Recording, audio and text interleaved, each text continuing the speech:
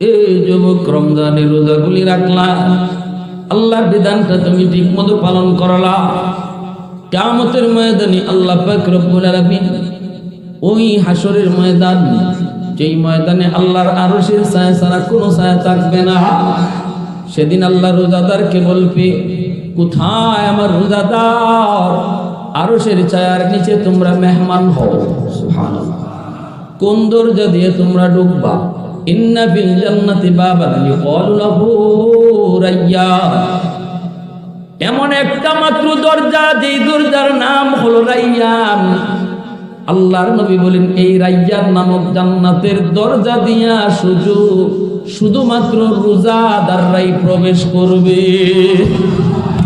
এরপরে আল্লাহ পাক বলবেন, না না, শুধুমাত্র আমার আরশের নিচে মেহমান নয়, আমার রোজাদারদেরকে তোমরা মেহমানদারি করাও, জান্নাতি খাবার পরিবেশন করো, জান্নাতি খাবার পরিবেশন করো, জান্নাতি খাবার তার সামনে পেশ করা হবে।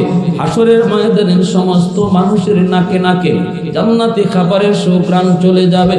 মানুষগুলি তাকায় তাকায় শুধু দেখবে কে এমন সুস্বাদু খানা খায়। হাসরবাসী মানুষ কইব, মালিক, যেই মানুষগুলাকে তুমি আজকে